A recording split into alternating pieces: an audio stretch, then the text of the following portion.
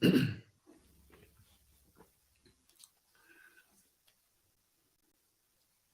welcome back to Media Snack, live from New York.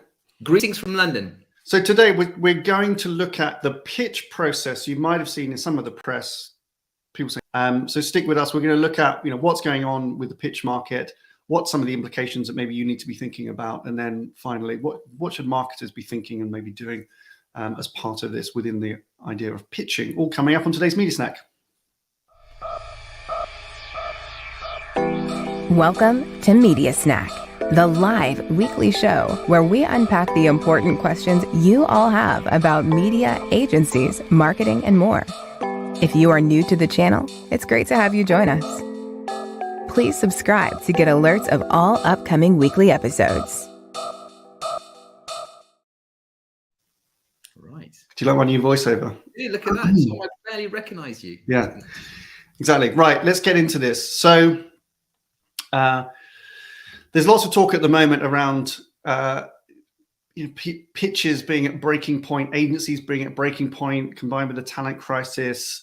Might be convenient to start pointing a finger at the pitch process, perhaps, as being a kind of source of strain on agencies. But the truth, we see a lot of pitches. Truth is that it can be better. I'm sure we hear some horror stories of agencies that have gone through some bad pitch pitch experiences. So as we talk through this, as always, we'd love to know what you think. So please leave comments down below. You can participate in the chat. We're streaming live, as always. And always what we ask is, what's going on? What are the implications that maybe you need to know regarding the pitch market? And really just we try and prompt some thinking about what marketers might be wanting to think about this kind of stuff, because it's not always easy to know how to navigate. So let's start with that. So David, what's going on? So pitching is there's always a rumble around pitching, the pitch market, especially going into Q2. But what has raised the topic of pitching higher, I think, on the industry agenda is the fact that two of the great trade bodies in the UK, ISBA, which is the trade body for the advertisers, and the IPA, which is in the US, it would be the equivalent of the 4A. So the trade body that represents the agencies have come together, collaborated, and launched an initiative called Pitch Positive Pledge. Okay, now, so their idea, their ambition for this is to kind of tackle the seismic challenges and some of the more delinquent behaviors that are exhibited in some of the pitches that take place. Now, this is not simply on media. So they're not focusing their guns and their attention only on the media industry. This is an industry-wide initiative. So it takes into consideration creative pitches, PR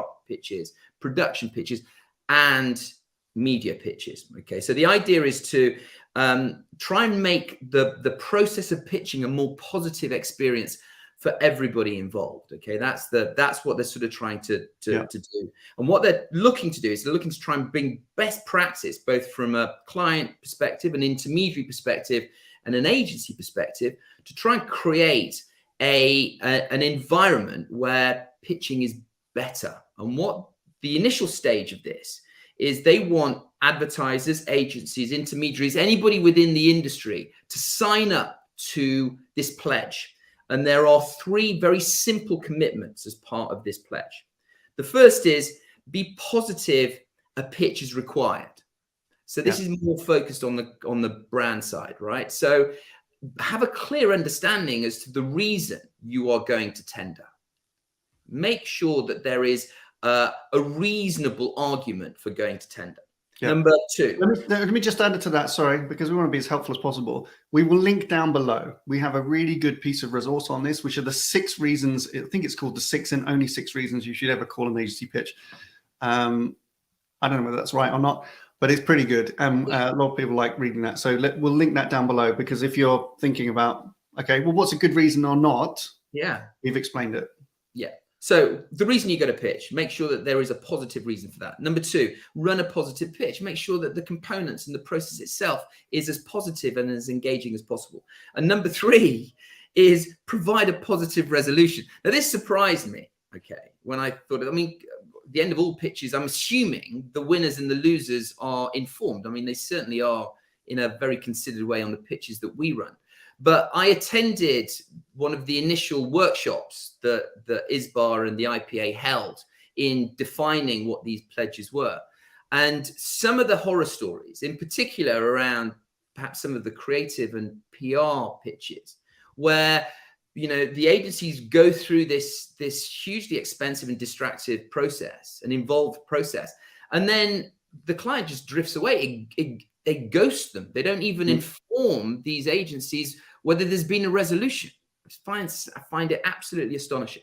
So those are the three pledges that they are asking the industry to commit to. Yeah. Good. So let's think some of the implications. Yeah. I mean, the implication should be a good, you know, should be positive, right? Is that anytime, and you referenced the trade bodies over here in the US, anytime, you know, ISBA and IPA are collaborating on something, anytime in the US that we get the ANA and the 4As collaborating on something, that's good. So the first thing is that's a positive thing. And actually, I should say, while this discussion is triggered by the work that the ISBA, the UK associations are doing, I know that, you know, Matt at the 4As and Greg at the ANA are collaborating on similar pitch principles, and they believe as well in the value of good collaboration between these things. So in terms of positive outcome, you know, positive is that we're actually talking about it, which is really good. Yes. So thank you, trade bodies, for making this happen. I should call out, I mean, and we fully support ISBA's initiative here, but they've done this before. Like we actually were involved. I don't know when it was 6-7 years ago, maybe. They had a thing called the Good Pitch Guide, which was another ISBA initiative. We went and presented a whole bunch of different things. I remember standing at the IPA presenting to a whole bunch of marketers about, you know, some good pitch principles, all of these kind of things. They're all positive things, but what impact does it make? You know, I think the risk is sometimes that the agencies feel like, well, we've complained to the IPA, so like, okay, the IPA can go and fix it, and really what they need to do is change the behavior of the ISBA clients, and then the ISBA advertisers would hire a firm like us and say, okay, make us good at pitching, and so we are the implementers often of those pitch principles. As a business, we've been running pitches, amongst other things, successfully for the last 10 years. We have our own principles. We have standards, I would argue, that exceed what the trade bodies are talking about, because the trade bodies are saying, oh, you know, can we just be nice? Can we have feedback? You know, can we do this in a slightly better way? We say, like, fundamental. If you're a follower, a viewer of Media Snack, and you've seen, even recently, we've been doing lots of episodes about good practice, great practice in pitches, right? Yeah. Understanding the dynamics. How do you need to behave as an advertiser? How do you get the best out of it? All this stuff. We have standards that we uphold. So we see these kind of pledges and we think, okay, fine. To us, this is, without sounding patronizing or dismissive about it, this is entry level. This is, you know, at the very least what you would expect.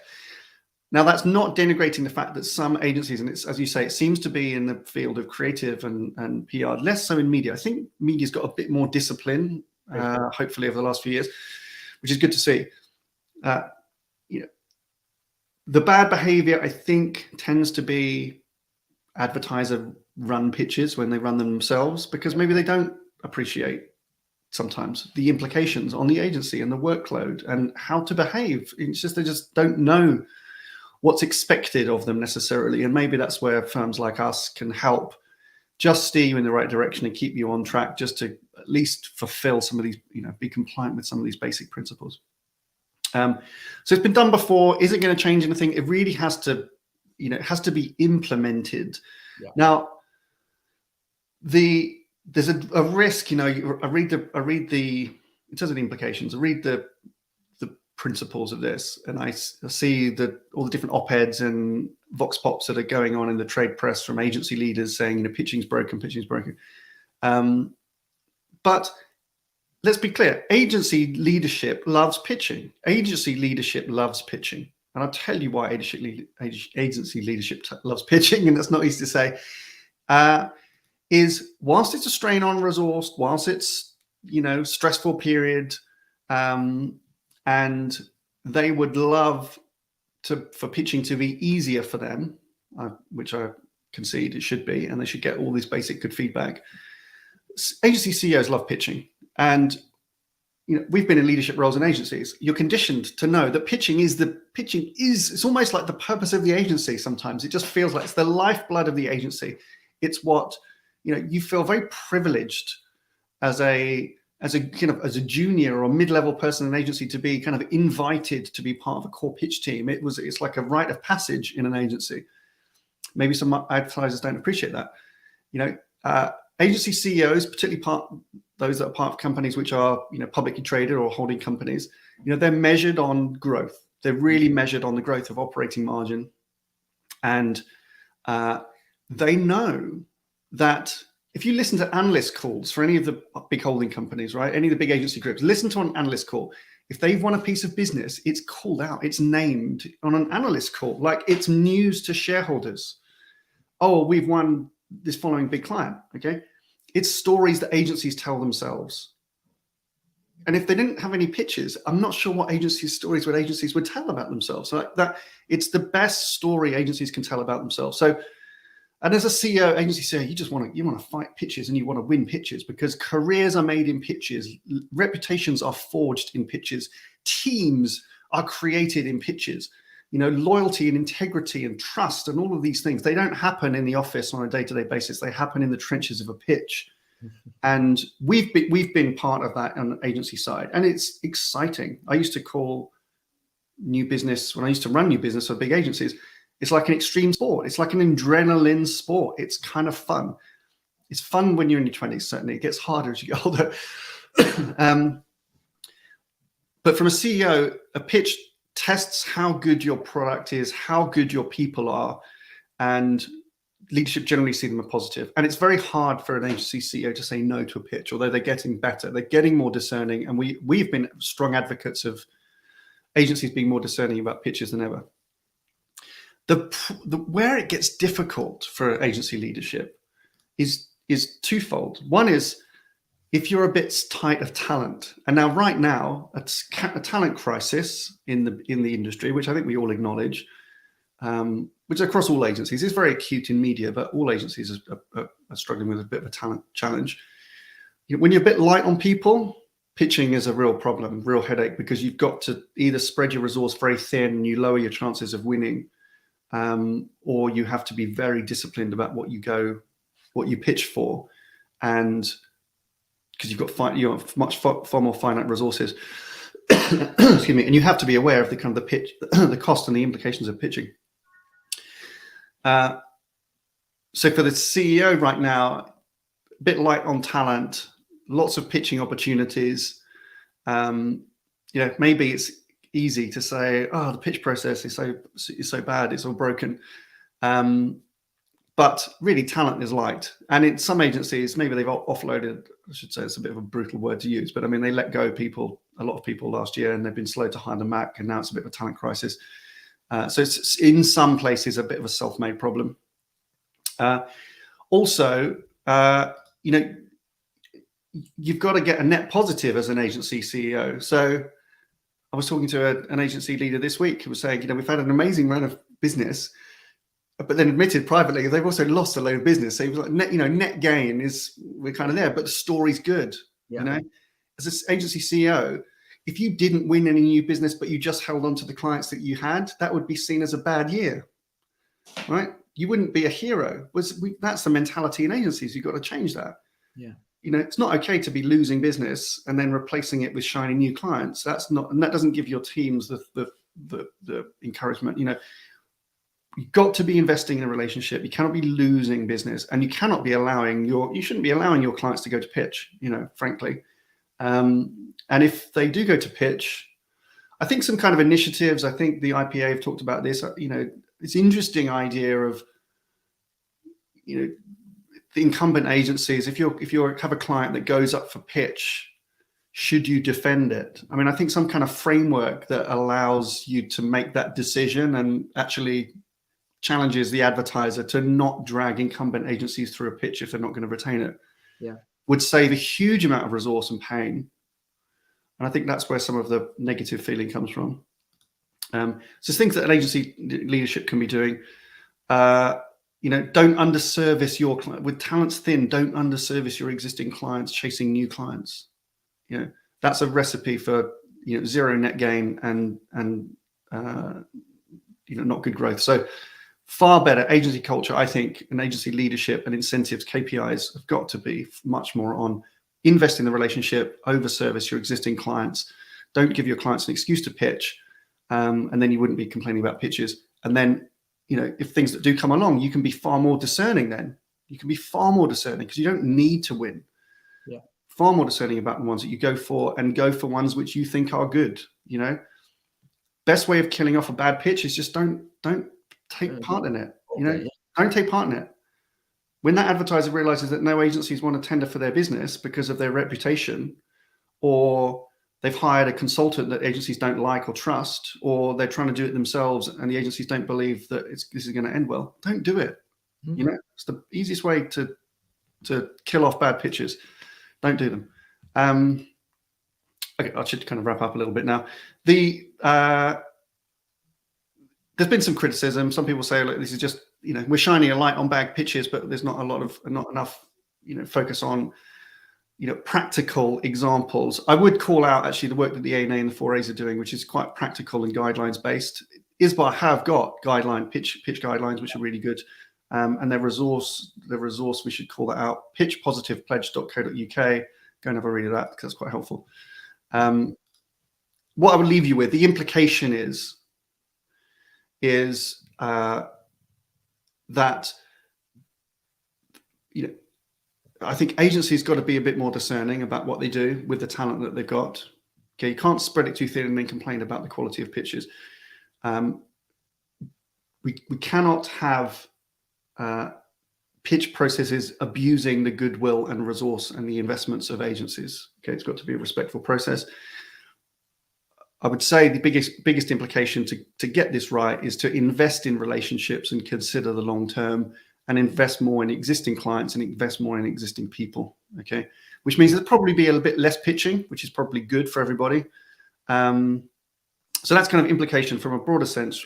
I'm taking really a agency CEO perspective, but to you, what should a marketer be thinking about this? Do they need to matter? Does yeah, it does. I think it does. We operate in a fairly rarefied space here at ID Comms, because when we work with brands, they considered the reason to pitch. They're engaging with us because they see the value that we can add in creating a strategic media review. And the agencies, I hope, kind of respect our involvement in kind of pitches. So many of the kind of pledges that are being dropped here actually don't really relate probably to the clients that we're dealing with, because they already kind of tick those boxes. But as a marketing community, I think absolutely committing to these pledges is the right thing, because you're committing to good practice when it comes to pitching. As you say, it's the lifeblood of the industry, right? Many marketeers have either come from the agencies or they may end up on the agency side. So they'll appreciate that. So the first thing is absolutely commit to it, because it's the right thing to do. But then take that practicality. How do you, if you are going into a pitch, what are the practical things that you need to do in order to make sure that your pitch is the most productive, constructive, and engaging you can possibly be? Not just for the people internally that are going to be involved in the pitch from the brand side, but also from the agency side. Have a strategic vision. Make sure you prepare properly. Make sure that you have a strategic process that stress tests all of the things that you think are going to be really important for your agency partners in the future, and treat the agencies and the process with as much respect as you possibly can, because this is not, you're not looking to find a service provider. You're looking to find a strategic partner, and that requires thought and real consideration. Yeah, indeed. With many of the clients, if not all of the advertisers that we work with over the years in pitching, when they get to the end of the process, they appreciate the scale of the undertaking. And I don't mean the workload, but they, in media and advertising, we get used to talking about millions and tens of millions, hundreds of millions, billions of dollars, and it becomes, you forget actually how significant these are. These are really significant strategic contracts between, the advertiser and a key partner. And if that does touch media, you're talking about some of that company's largest single investment each year. And if it's creative or digital PR, it's just strategically hugely important, these relationships. And you get to the end of that process and they go, wow, this was, it was a good process, really thorough. Thank you very much. Needed help, definitely, because it is a bit of work. But it creates a good partnership and a good relationship that adds value over time. Exactly. We've said it many times on Media Snack, but you don't go shopping for an agency. You don't just kind of browse the aisles, pick one off the shelf, and it's not an impulse purchase. It has to be well considered. You're designing an agency solution to meet the needs of your organization, and it's always going to be focused on some form of success and growth. It's worth putting the time in, and it's really worth doing it properly. Yeah, exactly. It's really worth doing properly. So thank you, ISBA. Thank you, IPA, for again kind of helping lead the way to set better standards in this kind of thing. We've got some links we'll leave down below, as I said, where we've touched on this stuff before. If you have comments, we'd love to hear them. So please feel free to leave a comment down below. If you like this episode, please give us a thumbs up, and it helps other people find the channel. But that is your Media Snack for this week. See you next week. Bye for now.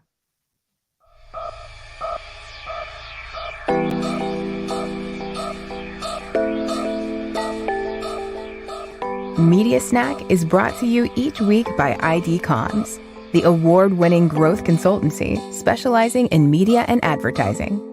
We help advertisers on a life cycle to growth in 3 service areas: capabilities, partnerships, and optimization that transform your marketing investments into real company growth.